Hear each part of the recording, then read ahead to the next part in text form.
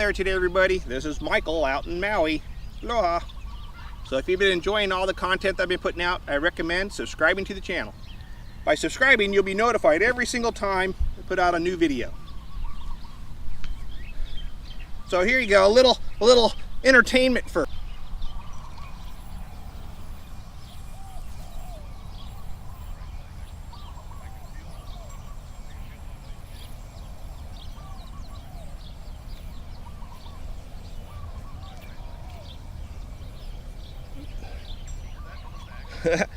ta-da!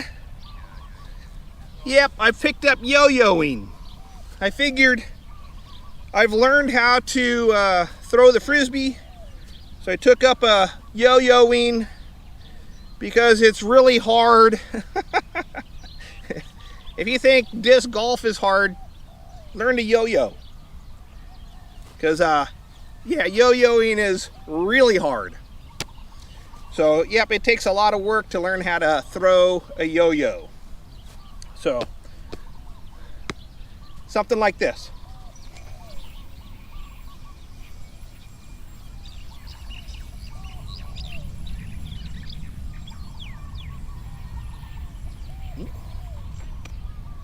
Ta-da! So today,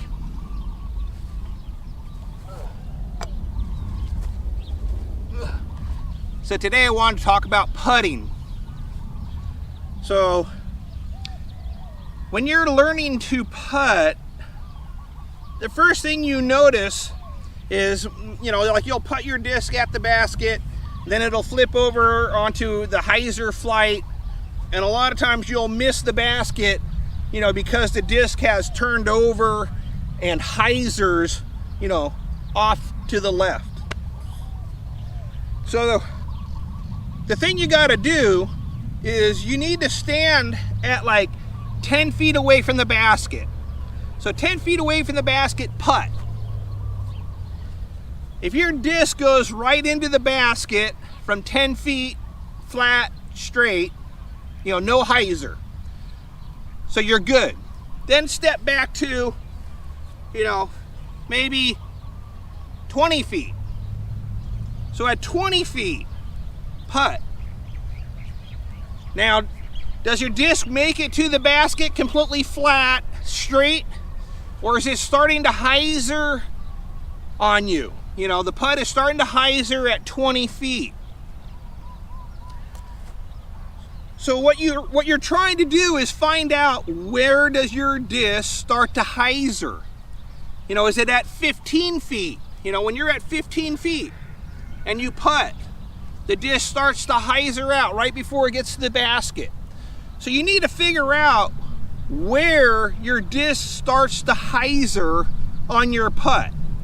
You know, like I said, for some people it might be 30 feet. You know, 30 feet out, you know, the disc is almost to the basket and it starts to hyzer out. So figure out your distance to where the disc starts to hyzer. So now when you're putting at that distance, so let's say 15 feet is your distance where the disc starts to hyzer, and you notice it's probably within 5 feet of the basket, let's say. You know, because you want to pay attention to how soon it starts to hyzer on you. So let's say you putt from 15 feet, it goes 10 feet, rolls over that last 5 feet. So to get that disc to go, you know, completely straight, at that distance you got to start thinking, force the disc over. It's the only way to gain more distance. So when you're normal putt, you putt. If you're having to putt from 15 feet, 20 feet, and you know your disc is going to start to hyzer out, you got to get the disc up on edge. So when you come down to putt, you want to release that disc high on this outside edge.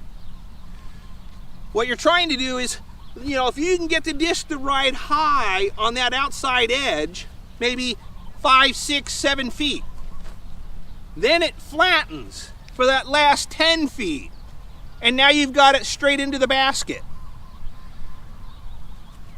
You have to start trying to do that to gain more distance. But you have to have an idea, you know, when your disc is going to start to roll over, so you know in your head, I need to force the disc over because I'm at that point of my putt where I know it's going to hyzer on me. To force the disc over, I have a lot of putting videos in the archives talk about it really in depth. But basically, you got to do is get your thumb, instead of being at 12 o'clock, see flat at 12 o'clock, get your thumb over to 1 o'clock. And you can see, I raise the outside edge of the disc. I'm forcing it over by just rotating to make sure my thumb is at 1 o'clock. Brings the outside edge up. So now, when I putt like this, you lock it in, hold your wrist there. As I come down and I come back up, see my wrist is still right here because I locked it in, and I'm gonna putt a force over. So it's just important to figure out the distance. As soon as you get to the point where your disc rolls over, you've got to get that disc forced up. And like I said, I have a bunch of videos talking about this. So anyways, this is Michael out in Maui. Aloha.